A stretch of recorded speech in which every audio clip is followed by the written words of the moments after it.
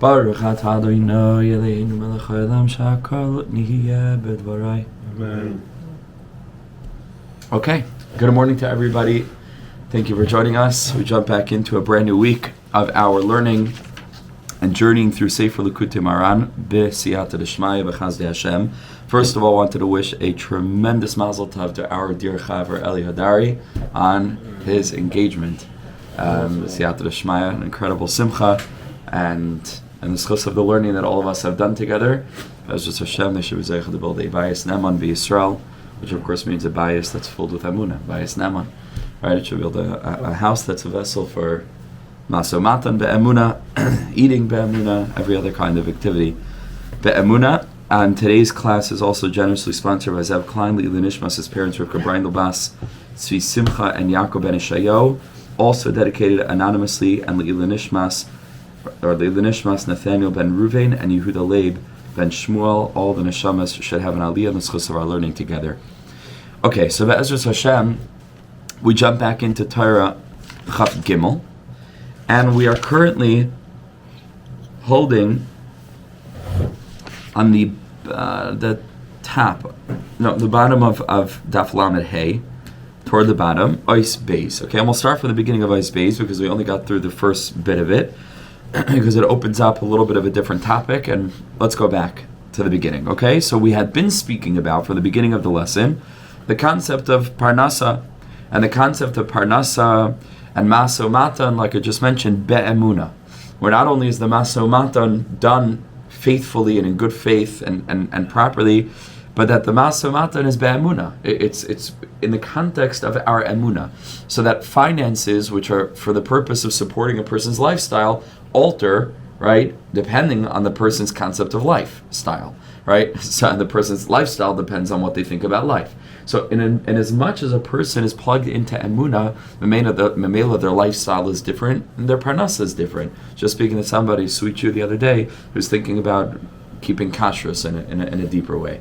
And we were talking about kashrus, and you know, we were speaking, so he asked me, could a non-Jew walk into a Jewish restaurant and, you know, buy something? I said, for sure. I said, it's highly unlikely. I said, why? I said, you tell me why you think it's highly unlikely. He says, I don't know. I was trying to think. I said, it's triple the price, right? It's highly unlikely. If you can go to McDonald's and buy, you know, a whole meal for £5, you're not going to go in and, you know, buy something for, huh? $2.99. Okay. So I said it's highly unlikely. However, I explained to him and told him that, you know, obviously if a person has accepted kashrus, it's not a cheshbon, because it doesn't occur to you. It's not part of your life values. Memela, you don't think about the money. It's like, oh gosh, shame. You know, I wish I could go to McDonald's. It's b'chlal not on your radar because you're kosher. You know, it's not an option.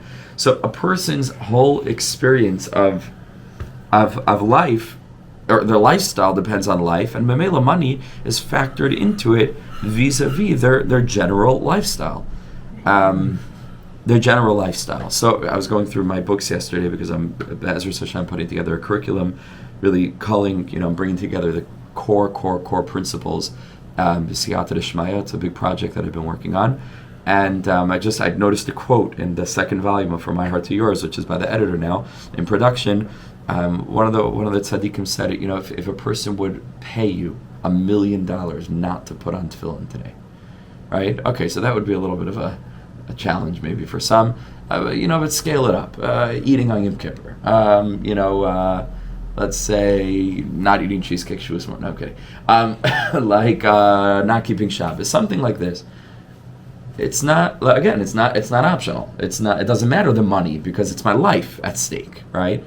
So he said, give out. So then shouldn't you be as happy when you put on tefillin as if a person paid you $1 million? Meaning, if that's what it's worth to you, then why don't we experience it that way, right? And that was an interesting way of framing it. Be that as it may, masa umatan be'emuna, that's what we were speaking about. That enables people to connect to the panim de kedusha. And the flip side of it, when people lose touch with that and they forget why they're alive, and going back to previous Torahs, they're not living with Ya'akov Avinu Geulah consciousness. They're not plugged into the ruach of the tzaddik. They're not living in a world Torah Ches of the Isis of the Torah, each of which is pointing away to a deeper reality. That the world has become opaque. They're They're disconnected, so they're living in a panim de sitra achar, what's called an anpin chashuch, and a darkened face. Now we spoke about Yaakov Avinu. Yaakov Avinu is the aspect of chayim, but chiyu, ruach Yaakov, which is a bechina of simcha. And now he went to the city, right? Vayichan penei ha'ir. He rectified the panim of the city. Chad amar matbea tikein, and chad amar mechatzos tikein. Says the Rebbe, it's the same thing. Matbea tikein means he fixed up their money, right? Mechatzos tikein means that he fixed up their avodah zarah. Says the Rebbe, it's the same thing, because avodah zarah and money can oftentimes converge as one. So how do we get out of Tavis Mammon? Says the Rebbe Nice base, Vida, person should know. When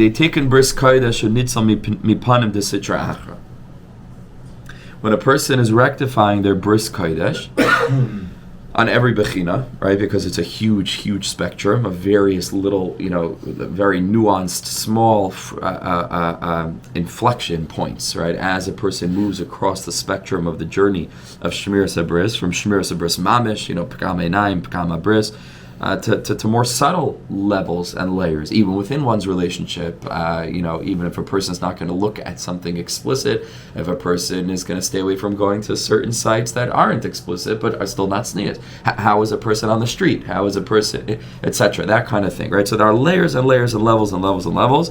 Every person where they are on the journey, working on this, to the extent that a person is metakin the bris, who needs some mipanim de sitracher. How did the Rebbe know this? Because they dama bris nastakin dam nida. Because we learned, fascinatingly enough, that there's an inyan of dam at that place of yesod on both the ish and the isha.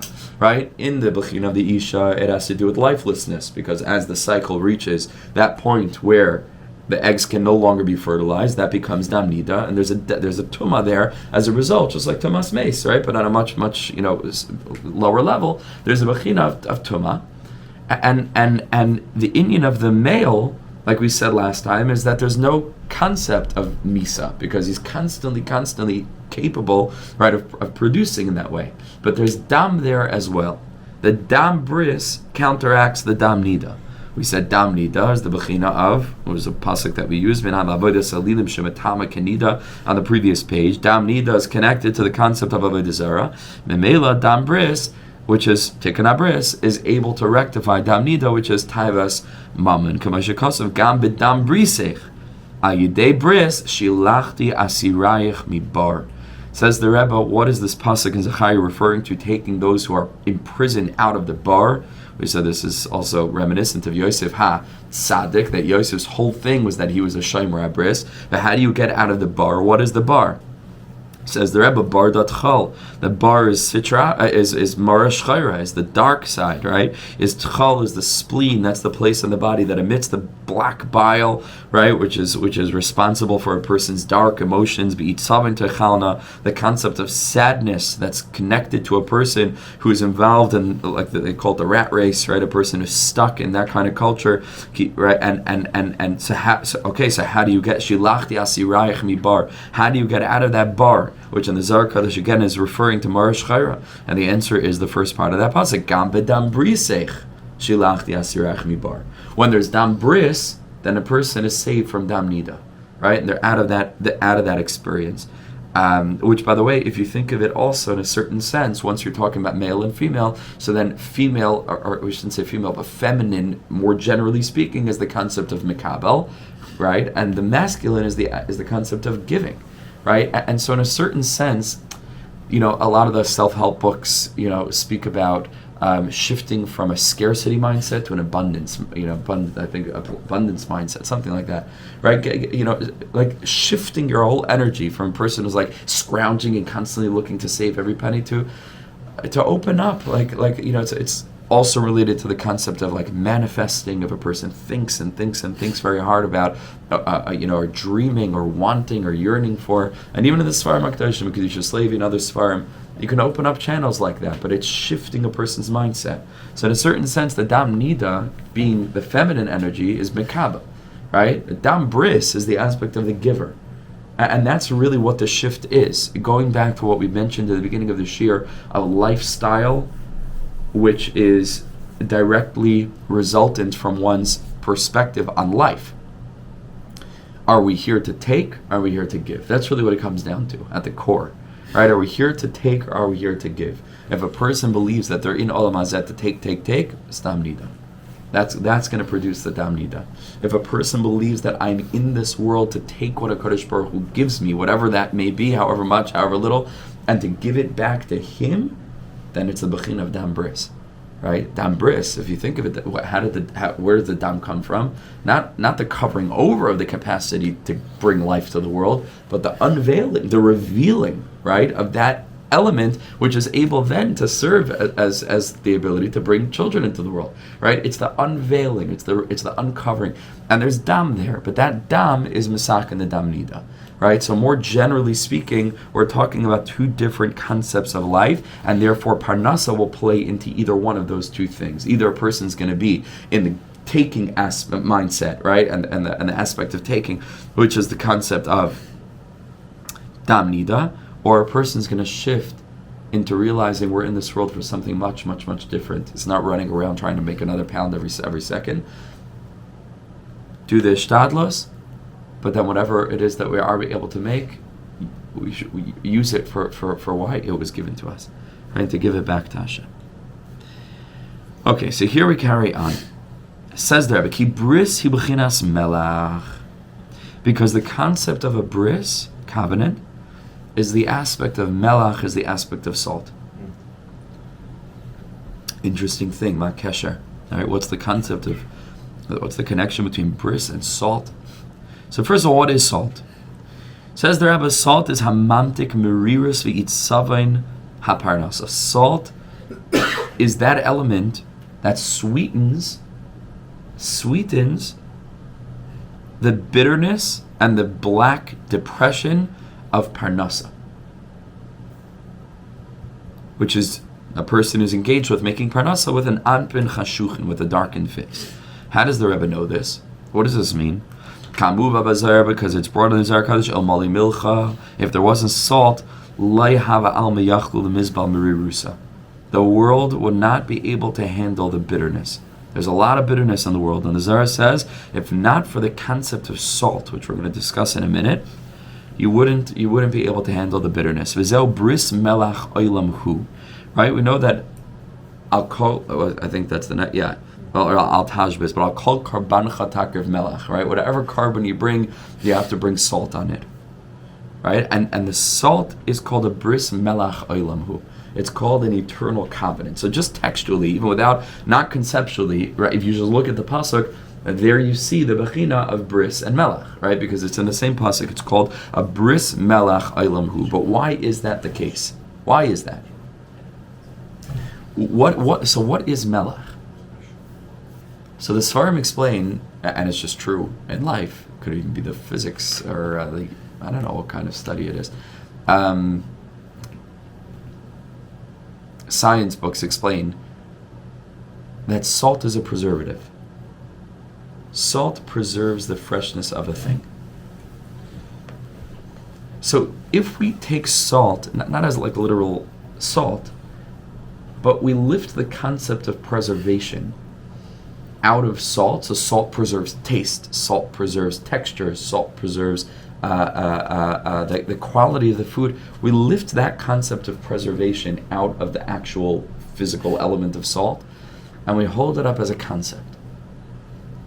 Says the Zohar Kadosh, this world is full of bitterness, and it gets more and more bitter by the day. And if a person didn't have in their life the preservative element, right, the element that enables them to preserve their hope, their faith, their idealism, their remembrance of a time when things were better, and therefore the hope that again things will one day become that way again. Says the Zohar Kadosh, Lo havi al miyachlu lemizbal merirusa. We could never ever handle the bitterness and the pain of this world. There's a preservative in life. It enables us to, maybe it's the same word. Well, it's not really, but I'm sure it's connected in some way. To persevere. Is that the same word? Persevere? No? Okay, but it's similar letters. Right? To persevere is to preserve. that enables us to carry on. This is the milcha. This is called the melach. Says the Rebbe, "V'zeu al tashbis melech bris elekecha." Melach is connected to bris, and bris is connected to elekecha because it's the flip side of taivas mamain. Taivas mamain being idol worship, and says the Rebbe, so careful, because if we're transgressing the bris, then you know what we're doing. Says the Rebbe, we're transgressing the melach, and this is incredibly deep because we learned this, I think, previously.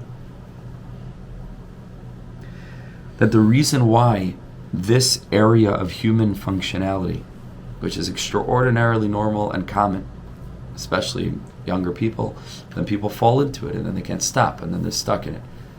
The reason why it leads to feelings of worthlessness is because be'emes, it's an essential act of worthlessness. Because essentially what it's doing is taking the most precious capacity of the human being, just to bring children into the world, and wasting it.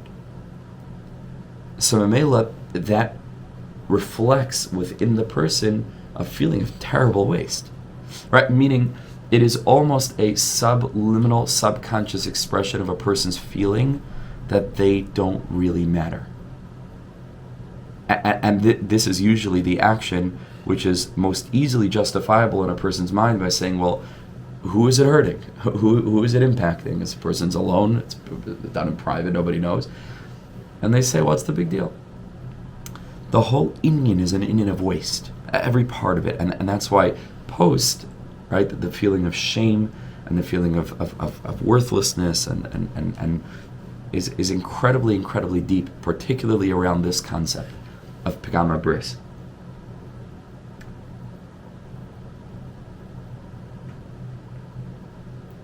Somehow, pagam habris is tampering with the melach of life. What's the melach of life? So we mentioned last week in the connection between, what was it? Was it here in these shiurim with Reish Beis? I think it was, right? Einenu. Yeah. At the end of Torah Chav Beis, right? So Rebbe Nachman has that beautiful Torah Reish Beis where he speaks about finding the good point, finding the Nekudah Tovah. And he has this incredible lashon that he uses again and again and again throughout the lesson. He says you need to find the Nekudah Tovah, that good point inside of you, sheyesh bai adayin. Sheyesh bai adayin. You know what adayin means? That you still have. Meaning, that's been preserved. The Nekudah Tovah sheyesh bai adayin. Preserved from when? I think it's easy to suggest from when you were a child. From your youth. Because there's not one human being, not one, not the biggest Nazi in the world, not the biggest Hamasnik in the world, not the biggest Hezbollah, maniac, none of them, not one of them, that wasn't once a little baby.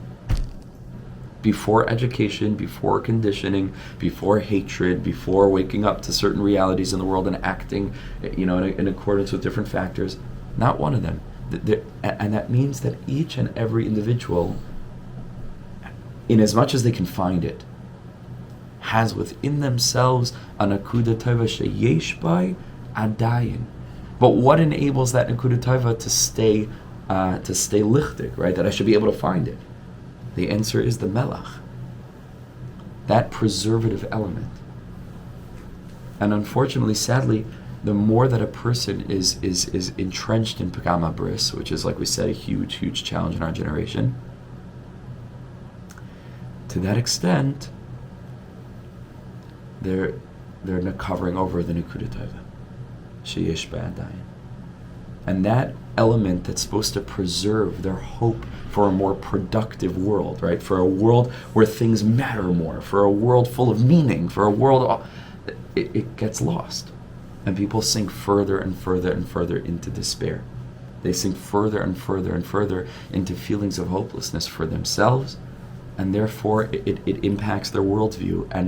And says the Rebbe, what happened in that journey of pagam habris is a journey of pagam melach. pagam melach. And then if we don't have melach, so then, it becomes really hard to handle the bitterness of this world. And that's the linkage between this behavior and depression, which there absolutely is. A feeling of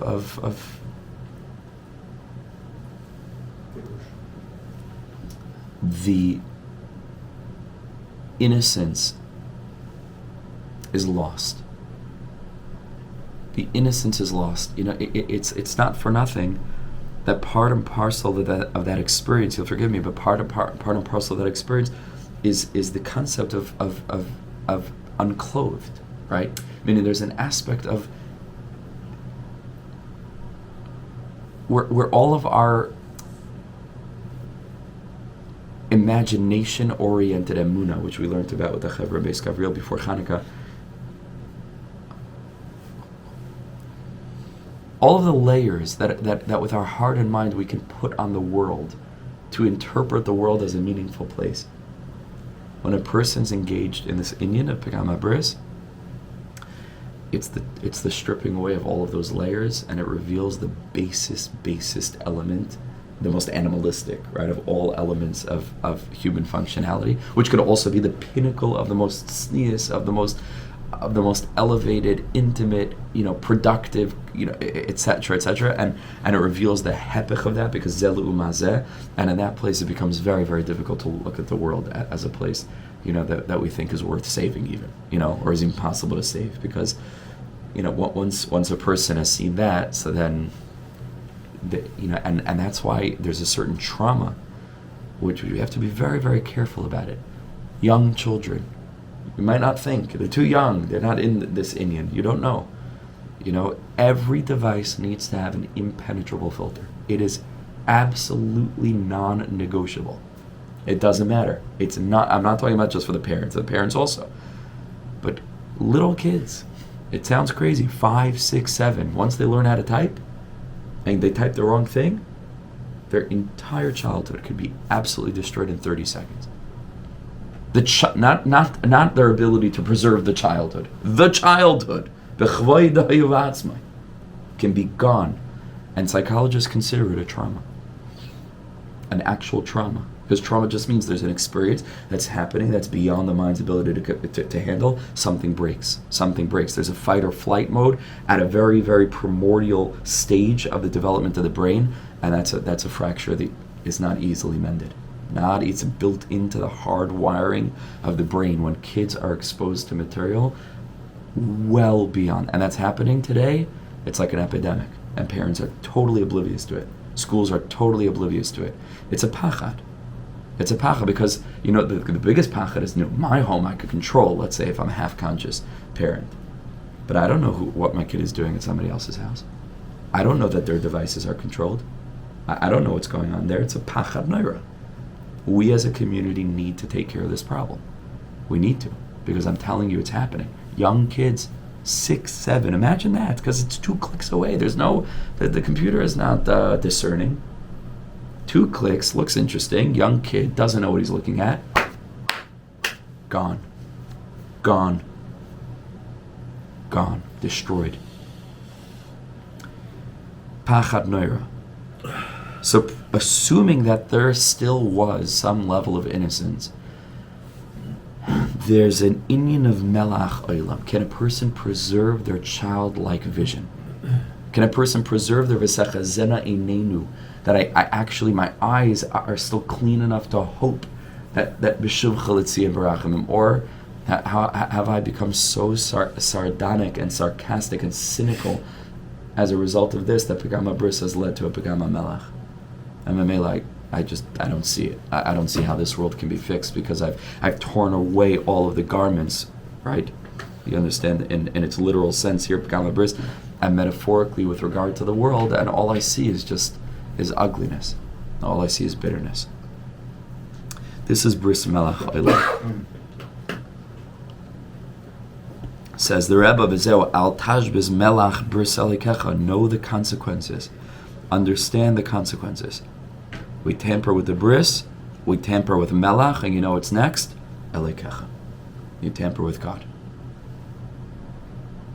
And that's why the whole thing of the Teichacha, im telech imi bekari, Afani, it's all about carry. It's all carry is this. Hashem says the whole Yiddishkeit depends on this. And again, a lot of the things that I just described to you are not religious in nature. They're psychological in nature. They're factual in nature. The Goyim also need to know this, and they do.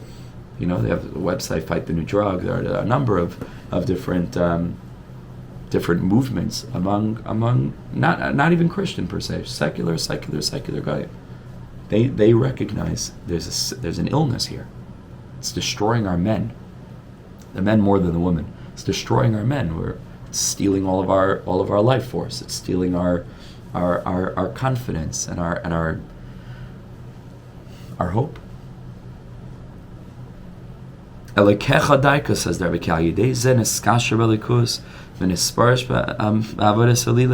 because it's through the bris melach olam that then you have Elekecha. Then you can connect to a God of hope. You can connect to a lifestyle, a worldview. Life has meaning. Life is alive, not mamish dead. But if a person is tajbis, so then tajbis habris, tajbis hamelach, chas v'shalom tajbis elikecha, k'ma shekasami b'sari echs elika. The flip side is if a person is preserving and properly guarding the bris, so then b'sari echs elika. Then from the flesh we'll see God. This is it. This is what needs to be communicated to teenagers. Not the Gehenim Shabai, the this, the that. It's this. There's an Ar Pnei Melech Chaim of shemiras habris. Life comes back. And the beautiful thing is that all hope is not lost. No matter where a person, whoever's listening to this in person, or whoever's listening to this recording, it doesn't matter where you are. Ein yush. Ein shemiras b'olam klal. Even a person could be working on this for years and years and years and tried many different strategies, nothing worked. It's not a raya. Not a raya, because you never know. That the Medrash says it's a pasuk in Enoch. Kate sam lachoshech. The Medrash puts that to the pasuk by he miketz nasayim yamim. Kate sam lachoshech. Yosef, right, who's our symbol here, was in the bar. He didn't know how he was going to get free. But Yosef tzaddik, what was he doing in the prison the whole time? He was very happy, right? Right? He couldn't understand why people are sad. Even in the pit, Yosef is happy. Yosef is a shemiras habris, and he's connected to the energy of Kate's samlach. You never know, Kate's samlach, but you stay in the game. Part of the reason this is so difficult is because the very thing that we're trying to overcome is an experience that fortifies hopelessness. And so certainly about the very issue that we're trying to break free from, which we're finding it difficult, we become hopeless because that's what it wants to make us do. It's Amalek. It's plain and simple. Asher karcha baderech. It is absolutely Amalek. It wants to cool us off along the way and tell us you'll never make it to Har Sinai, right? To the relative Kabbalah, Satira, Nasa, Nishma on our own levels. Wants to say you'll never ever make it. That's Amalek. So we can't give up hope. And that's where Rebbe Nachman came to battle Amalek. Rebbe Nachman is the melach, he's the bris, he's the tzaddik yesod olam. He came to give us that melach. He came to help every Jew hold on and say, Ein shemiras b'olam klal. There's no despair in the world at all. Al tityaesh.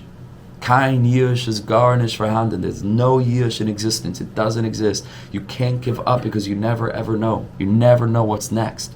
You never know what might change. You never know what the Yeshua might be, and it can happen pitom. And all of a sudden, a person decades is working on something, and then they can't even explain. It's just mashu ishtana. Something changed. You can't give up. And then when a person doesn't give up, you know what happens? Me'ir la'atzmai ar pnei melachayim. Life comes back. Color comes back. Friendships come back. Confidence comes back. Life, the R of life, the R pnei melech chaim, that was so absolutely torn away when a person is engaged in this basis of experiences. when a person avails themselves, let's say, the peak of all pleasure, but without working for it. It's the ultimate nama de kisufa, like we've mentioned in previous years. It's the ultimate bread of shame. Why is it bread of shame? Because it's not earned, and it's not in the proper context, and a person feels miserable about themselves, miserable about the world, and they give up hope. And so again, it's not an Indian of Gehenna, and it's like murder, and it's like this and that. That's not the point. The point is about imagine what kind of ar pnei melech chaim we could have. And when a person reinforces this idea in their mind, then it isn't, like I mentioned now many times before, that I want to do it but I can't. I bechlal don't want this. I bechlal don't want this at all. Not pshat that I want it, but my religion holds me back. I really, really want this. Oh, I wish I wasn't from, and I wish I was because, no. It's a totally different thing. Ani lo rotzeh et zeh. Yeah, there's a silly part of me inside that thinks it, it's whatever. It's like an animal, so put it on a leash. That's not me. I don't want this. And if a person can live out of their moichin, a person can live out of their daas, I want ar pnei melech chaim, and I know that this peak physical experience is absolutely going to destroy the rest of my life, the rest of my experience, all of my relationships, my integrity, who I am as a person, my spiritual connection, the things that matter most. So then put it into context. Really? So you want this? It's ruach shtus, right? Like the Gemara says in Avodah Zarah. It is literally ruach shtus, or like Rebbe Nachman says in Sichos Ran, ois vav, Sichavav, the Yitzhahara is like runs through the marketplace with his hand up high, and everybody runs after him, and he's leading people along, and then finally they corner him and they say, show us what's in your hand. And he opens his hand and there's nothing inside of it. So yalla, so you know that already. So azov. And that's a huge shift. It's a huge shift because most of the prevailing methods dramatize. Person's got to go to 12-step meetings, turn their whole life into this. They're an addict. This is what they are. They label themselves, or even like other more powerful things. Let's say like guard your eyes, where you're counting days and you're on forums and you're encouraging each other. In my opinion, for most people, it could be that there are exceptions. But for most people, these are things that can actually reinforce the inyan. Now, I understand that, certainly addiction programs work, and they've worked for many, many, many people. The question is whether there might be a little bit of a more gentle mahalach where it's not that, it's just reinforcing consciousness. I am not only not an addict, like, my name is, and I'm an addict, and I'm stuck in this, and I'm powerless, and I need to surrender because, I'm such a behemoth. No, it's the flip. I'm so strong, and this thing is so pathetically weak. And I'm able to anchor myself in my higher self, which is able to understand that I do not want this. And in a moment of taiva, I'm able to anchor myself in that layer of consciousness and remind myself, I do not want this. And if you want to go deep into the methodology, which I need to give a whole other shiur just on this, but I'm being marich because it's an absolutely crucial inyan, obviously, is that not only do I not want it, the only thing that makes me want it is the last time I did it. Huge, huge, huge lilui. The only thing that's making me want it is the withdrawal pangs from the last time. And thinking that this is going to satisfy me is literally, simply, and exclusively setting in motion the process for the next time. And the deeper a person goes, the deeper they're connected to it, the more powerful the withdrawal pangs become, and then a person's in it for the next time. It's an incredible, listen to what I'm telling you because it's counterintuitive and it changed everything for me personally. And I think for most people who hear this, they don't think in this way.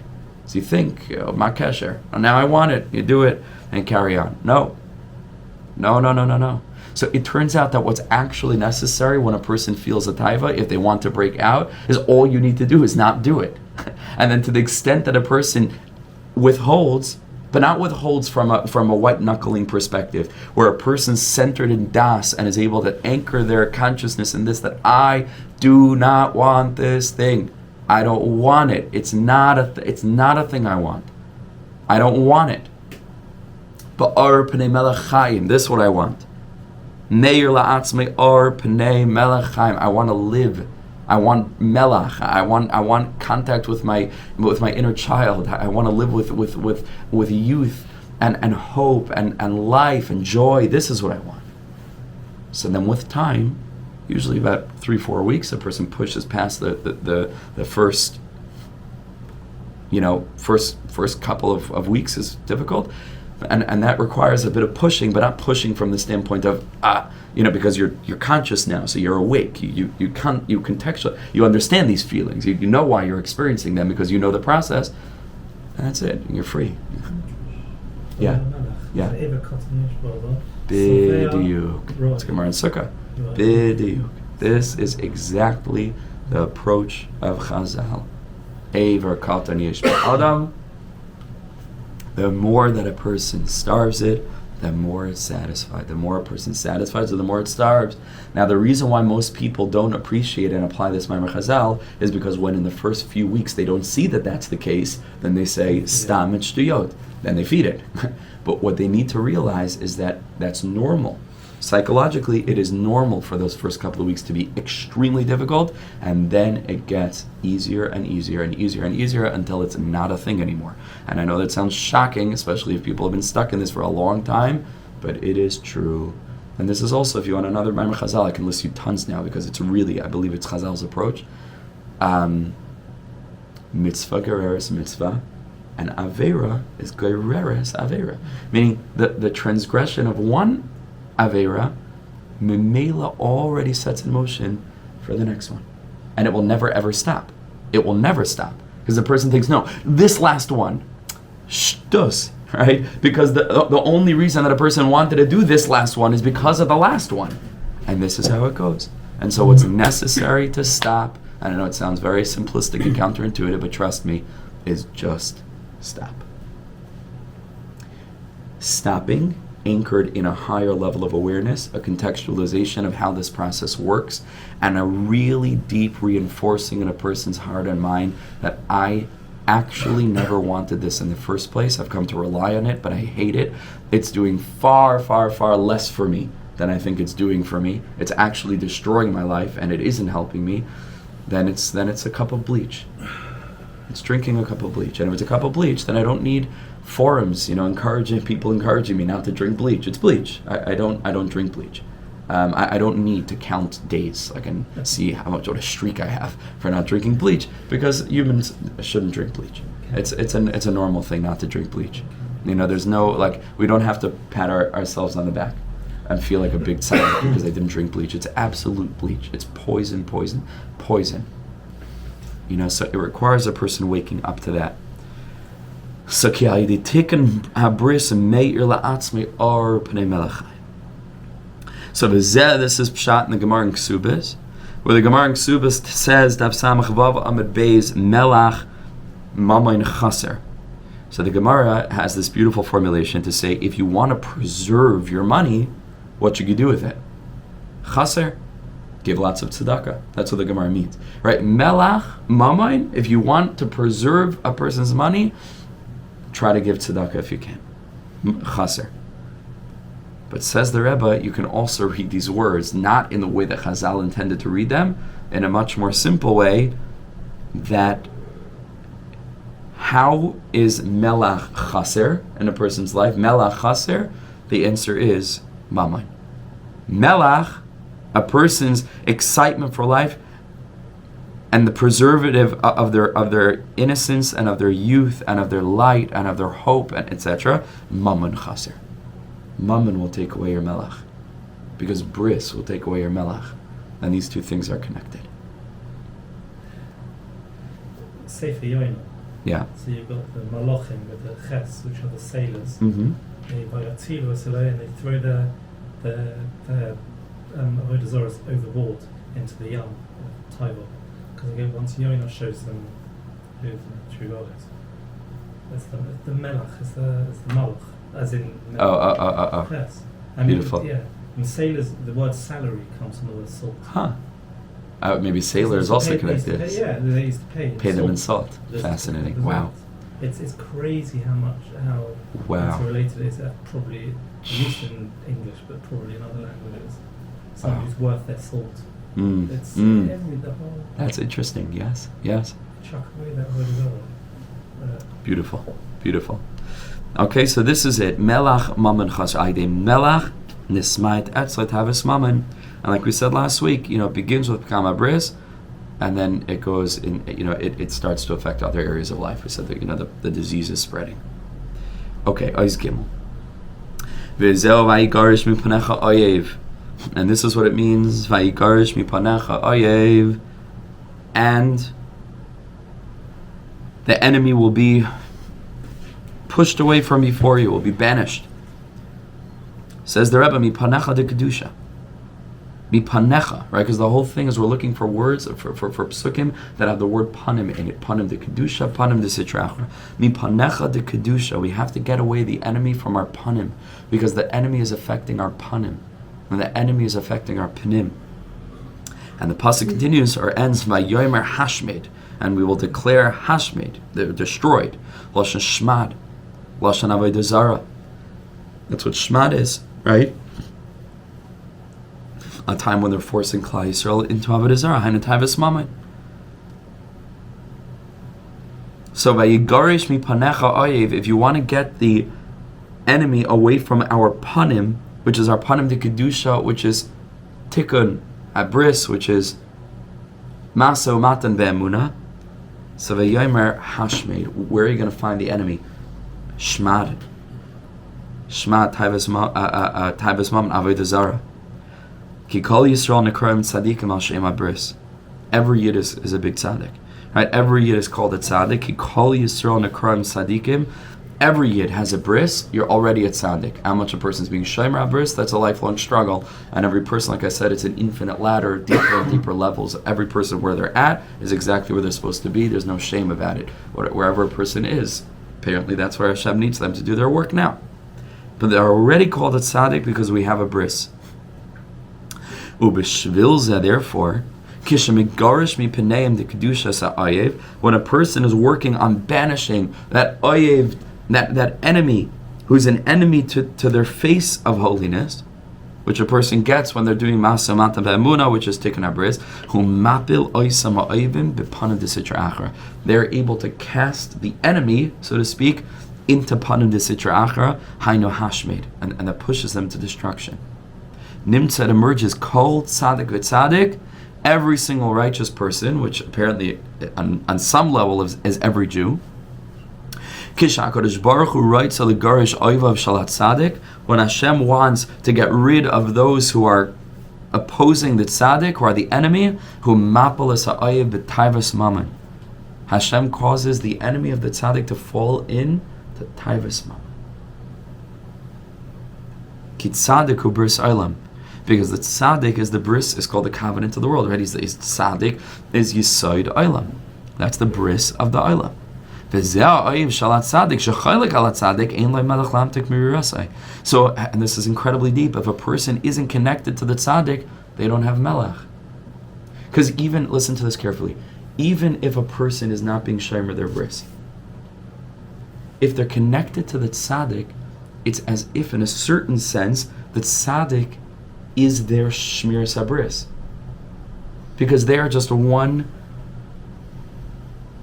spark of the collective torch of Klal Yisrael. We're all interconnected. Klal Yisrael are Rebbe zelazeh. So even if one member of Klal Yisrael is struggling to hold on to that inyan of kedusha, tara, shemiras habris, and they're struggling with the aspect of their own melach, and they cannot preserve their own youth, that tzaddik is preserving your youth for you. That tzaddik preserves every person's innocence, even if they lose it. That's why the tzaddik is able to find the Nekudah Tovah in every single person, because the tzaddik, we're learning from now, we revealed all these teachings. He's the tzaddik inside Olam. He's the Indian of shemiras habris. He is eliciting from within us what we've lost ourselves as a result of our actions. Rebbe Nachman can always find that Indian. He can always, Rebbe Nachman has a Torah where he says, the tzaddik will find that aspect within you, always. That's quote unquote edible. There's still some value. There's still some, it's not dirt. There's nutrition. There's some element. He connects, that's why I'm saying nutrition, to the pasuk, Eretz oichelas yoshveha. And Eretz Yisrael is a land that devours its inhabitants. Eretz Yisrael will always find something good in the people who are living there. And just like the food that we eat becomes part of our body, people who are Yoshvei Eretz Yisrael become a shtick Eretz Yisrael. They're eaten up. And the tzaddik is the same way, says Rebbe Nachman. The tzaddik will find, as my Rebbe Weinberger says, like Rebbe Nachman will eat things that other tzaddikim are like, ew, like, you're going to eat that? Like, it's like there's no nutrition there. Rebbe Nachman says, now come to Uman. There's in everybody, there's a Nekudah Tovah. Doesn't matter how they look on the outside. The Rebbe is always finding the nutritious value in the Nekudah Tovah that every single person has, even when we can't see it ourselves. And thereby the tzaddik helps to reawaken that Nekudah Tovah inside of us. Why? Because the tzaddik is shemiras habris. The Mele is shemiras habris, he's shemiras melach. The Mele, the tzaddik, is the one who's helping us to preserve our own internal melach, so that can be the Nekudah Tovah, again, sheyesh bai adayin. But a person who's cholik on the tzaddik nebach, a person who's against the tzaddik, ein le melach lahamtek mirusai. He doesn't have any melach left, and his life is bitter. Ki melach mamoin chaser, because we said mamoin, right, is taking away the melach. Ki ikar tavas mamoin jenesmayit eina el al yidei habris. So it comes, says the Rebbe, not only as a result of one's own pagam habris, but being chaylik on the tzaddik, that can also lead to Tavis Mammon. With this we'll finish. Zvulun shaya oyev li Yisachar, right? That they had, obviously, the Yisachar Zvulun relationship comes from them, obviously. Nemar boy smach Zvulun b'tzeisecha. Smach is hefech bi'itzavain, right? Where you didn't have to do the sadness of bi'itzavain techalna. Smach Zvulun. Soiveya semachais espanecha, to be satisfied in a way of joy. Again, es panecha, which is the panim de kedusha. When you have this relationship of people who are working, who are close to the tzaddik, not against the tzaddik, then there's this symbiotic relationship where they're able to receive from the tzaddik's inyan of shemiras habris, that Daas, that being plugged into what kind of life you want to live in. To be plugged into a panim to Kedusha, I want to live in a life of joy. I want to connect to the upper strata of reality and not be stuck, stripping away various layers, leminahem, and connecting to the ugliness of reality, which looks like the beauty of reality, but is absolutely mamish, demonic, satanic energy. And I'm disconnecting from that, and I'm connecting to a world that's clothed, a world that's mechubad, a world that's with garments, a world that's, that's not shameful, a world that's beautiful. Ha'id v'hada lavashed. I'm connecting to that inyan. This comes through connection to the tzaddik, and when we're connected to the tzaddik, then the tzaddik enables us to find the tzaddik inside of us. Like that famous story Rebbe Nachman says about the person who has the dream of a treasure buried in Poland, and he goes there to dig it up, and the guy finds him digging it up, and he says, "What are you doing over here? You're digging up the treasure here?" He says, "I had a dream that, in somebody's house in Poland, this guy named Yankel in Germany, whatever it is, there's a treasure, buried in his backyard." And he says, "Oh, that's me."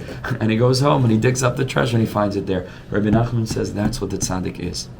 You go to the tzaddik thinking that he's the treasure, and a true tzaddik who isn't power hungry, like we learned in Torah Chof Beis, and isn't in it for his own control, but actually wants you to discover what you already have. He's teaching you, no, the treasure is not by me. His whole job is to show you the treasure in yourself, and then to tell you don't need me. Take what I taught you, and you go become a tzaddik, because you're already a tzaddik. And find that inyan of bris inside of you. Ve'amech kulim tzaddikim. It's just a matter of uncovering it. Hashem should bless us to continue with this journey, not to give up hope. Whoever you are listening to this, no matter how long you've been struggling with this, al tityaesh. Kate sam lachayshech. We can try a new method, a method called Daas, which is very different from the prevailing methods that I believe, in a certain sense, actually make the problem, or at least can make the problem worse, in deference to the people whose these methods helped. I can't say anything tachlis, if it helped, it helped. But there are many, many other people, I think, who are being hurt because we need a totally different approach. Not an approach of weakness, but an approach of strength.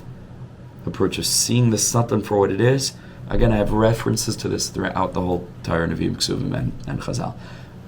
And one day I'll write something about it. One day. One of my plans. But it's in Tanya also to repudiate the Yetzer Hara, to say you're a nothing, you're a schmutz, you're nothing. You're easy. This is a joke. But it's the second that we're like, oh my gosh, this is so powerful, I can't do it. And you can't do it. But if a person roots themselves in Daas and says, very simple, I'm a gibor atzum, I'm a lion. This is a little tiny mouse. Rebbe Nachman also in Shir Naim, like we learned. Don't be like the elephant that lets the little mouse make it crazy. Stamp him, and that's that. Hashem should help us to destroy the Yetzer Hara, reroot it in Das, the Kedusha, and thereby discover our Melach, which is going to help us find our Nekudah Tovah sheish b'hadayin, to experience life in the light of the Or Pnei Melech Chaim. L'chaim, l'chaim, l'chaim, l'chaim. Yismach leib im mevakshei Hashem. Yismach leib im mevakshei Hashem. Nidridai rayo, nidridai rayo, nidridai rayo.